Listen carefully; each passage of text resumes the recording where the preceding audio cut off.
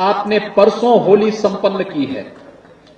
होली का पर्व साल में एक बार आता है। होली का पर्व मनाया जाए, कैसे मनाया जाए? लोग कहते थे, लोगों ने कहा साहब जुमा भी है उस दिन। हमने कहा जुमा भी पड़ेगा, होली भी होगा। जब वीडियो कॉन्फ्रेंसिंग होने लग गई, मैंने पूछा भी क्या तैयारी है? कहा साहब हम लोग प्रयास करेंगे कि 11 बजे तक होली संपन्न कर दी जाए। हमने कहा साल में एक बार होली पड़ेगी और 11 बजे संपन्न हो जाएगी। साल में 52 बार जुमा पड़ता है तो 2 घंटे का कार्यकाल उसी का आगे बढ़ जाएगा। कोई आवश्यकता नहीं। साल में एक दिन होली मनती है, होली पूरी मनाने दीजिए। होली पूरी मनेगी। और साथ साथ मुस्लिम मौलवी और धर्मगुरुओं से इस बात की अपील करिए कि जुमे का समय 2 घंटे आगे बढ़ा दें। और मैं धन्यवाद दूंगा उनको कि उन्होंने जुमे की नमाज का समय बढ़ाया और हिंदू भाइयों को होली जैसे पर्व और त्योहार भारत की सनातन धर्म की हजारों वर्षों की एक समृद्ध परंपरा का प्रतिनिधित्व करता है। जितने पर्व और त्योहार हैं हमारे, इन सब का एक ही भाव है कि सत्य, न्याय और धर्म की स्थापना करना। जहां किसी के साथ अन्याय न हो, शोषण न हो, किसी भी प्रकार की कोई अराजकता न हो, और उस आदर्श व्यवस्था को भारत की ऋषि परंपरा ने राम राज्य की संज्ञा दी, राम राज्य के रूप में उसे मान्यता दी। होलिका दहन भी बुराई को समाप्त करने का एक आयोजन है।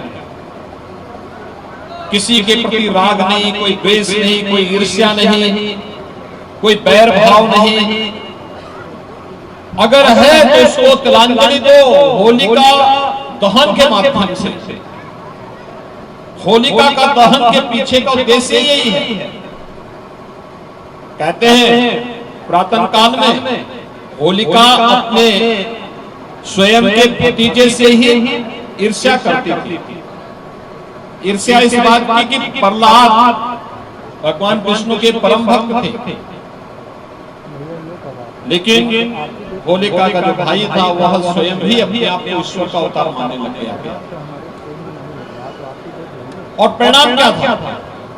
वो चाहते थे किसी प्रकार से प्रहलाद समाप्त हो जाए, लेकिन प्रहलाद तो ईश्वर का भक्त तो हमेशा जीवित रहेगा। तमाम प्रयास के बाद भी उसे समाप्त नहीं कर पाए। होलिका का अंत हो गया। हजारों वर्षों से होलिका का दहन भारतीय जनमानस करता रहा है। भक्ति की, सत्य की, न्याय की, सत्य के मार्ग का अनुसरण करने वाले लोगों की सदैव जीत होती है। हमारे यहाँ इसलिए कहा गया है यतो धर्मस्त तो जय। जहां धर्म होगा, जहां व्यक्ति ईमानदारी से अपने कर्तव्यों का निर्वहन करेगा, वहां सदैव विजय होगी। और सत्य, न्याय और विजय का प्रतीक होली। जब अपनी बुराइयों को समाप्त करके हम उसका दहन करेंगे, उसको समाप्त करेंगे, तभी रंग भरी होली उत्साह और उमंग के साथ आएगी। उत्साह और उमंग का यह पर्व हम सबके लिए मंगलकारी हो, शुभकारी हो। आपसी बैर भाव को समाप्त करके हम विकास के बारे में सोचें। आज देश विकास की नई बुलंदियों को छू रहा है। देश आजादी के अमृत कालखंड के प्रथम वर्ष में दुनिया के 20 समृद्ध देशों को नेतृत्व प्रदान कर रहा। प्रधानमंत्री मोदी जी के नेतृत्व में आज G20 के 20 बड़े देशों की अध्यक्षता भारत कर रहा है। ये हर भारतवासी के लिए गौरव की बात होनी चाहिए। वैश्विक मंच पर भारत को प्रतिष्ठा प्राप्त हो रही है। कहीं योग के माध्यम से हो रही है, कहीं G20 के समूह के माध्यम से हो रही है, कहीं कुंभ के माध्यम से प्राप्त हो रही है, कहीं पर भारत का युवा अपनी प्रतिभा के माध्यम से दुनिया के सामने अपनी प्रतिभा का लोहा मनवा रहा है। हर एक क्षेत्र में भारत आज दुनिया की सबसे बड़ी उभरती हुई अर्थव्यवस्था के रूप में भारत आगे बढ़ रहा है। ये हर भारतवासी के गौरव की बात होनी चाहिए। और इसीलिए आज के इस अवसर पर मैं आप सबसे ये आग्रह करूंगा, पूरे प्रदेशवासियों से ये अपील करूंगा कि पर्व और त्योहारों की परंपराओं की पवित्रता को बनाए रखना हम सबका दायित्व होना चाहिए। उत्साह और उमंग हो, लेकिन उसकी पवित्रता पर आंच नहीं आने देनी चाहिए,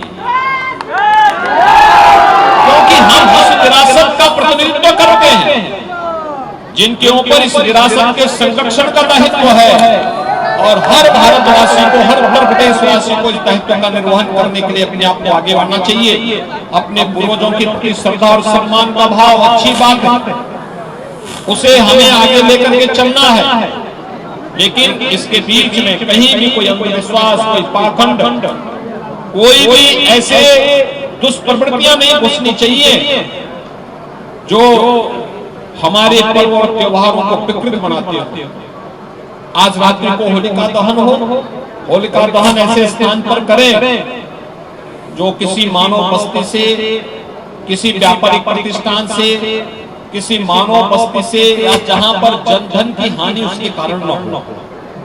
हम बुराई का तो कर रहे हैं, लेकिन अगर इसमें किसी गरीब के घर में, किसी व्यापारी के प्रतिष्ठान में आग लग जाएगी तो नुकसान होगा, ये अन्याय होगा, ये अधर्म होगा। हमें अधर्म को, अन्याय को, अत्याचार को कतई अपने पर्व और त्योहारों का हिस्सा नहीं बनने देना होगा। और हजारों वर्षों की इस विरासत को आगे बढ़ा करके वर्षों रंग भरी होली भी हम केवल उन्हीं लोगों के साथ करें जो वास्तव में सहमति के आधार पर आपके साथ होली खेलने को तैयार है। जबरन किसी के ऊपर रंग डालने की आवश्यकता नहीं, किसी के घर पर रंग डालने की आवश्यकता नहीं।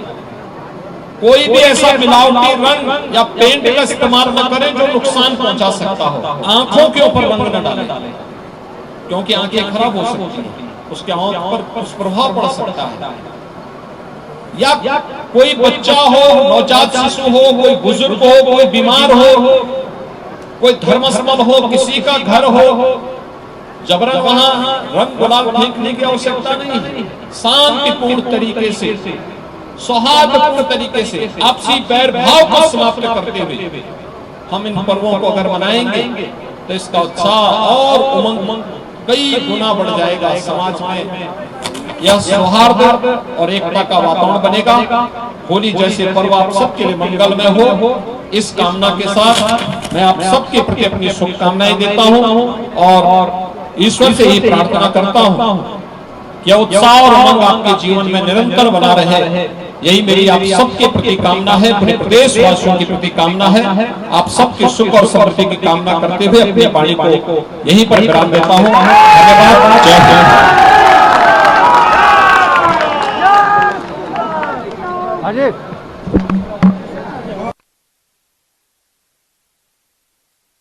सांसद आदरणीय श्री रविकिशन जी उपस्थित हैं। होली की रंग भरी शुभकामनाएं देंगे।